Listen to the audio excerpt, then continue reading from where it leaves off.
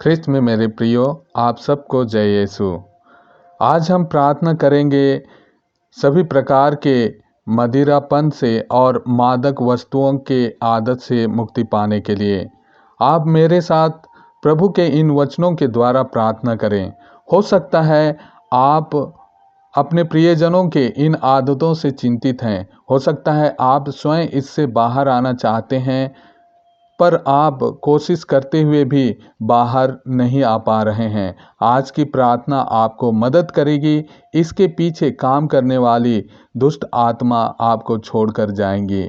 आप इसे प्रतिदिन थोड़ी आवाज़ में ऑडिबल करके हर रोज करें। प्रभु का वचन कहता है, संत मती रचित सुसमाचार के अध्याय 21 और पद संख्या 22, विश्वास के साथ आप प्रार्थना में जो कुछ मांगेंगे वह आपको मिल जाएगा। तो आइए हम एक साथ मिलकर प्रभु के इन वचनों के साथ प्रार्थना करें। क्रूस का चिन्ह पिता और पुत्र और पवित्र आत्मा के नाम पर, आमीन।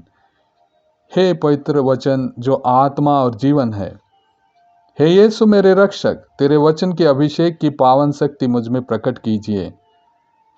सुक्ति ग्रंथ के अध्याय 23 और वचन 31 से 33 में प्रभु का वचन कहता है, लाल अंगूरी पर दृष्टि मत लगाओ जो प्याले में बुदबुदाती है।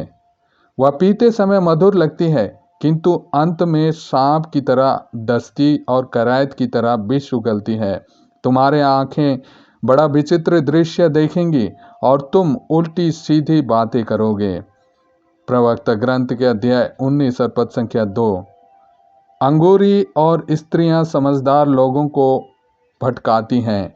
वेश्यागामी का विनाश होगा, वह संधड़ और कीड़ों का शिकार होगा।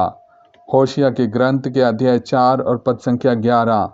अंगूरी चाहे नई हो या पुरानी, वह बुद्धि को भ्रष्ट करती है।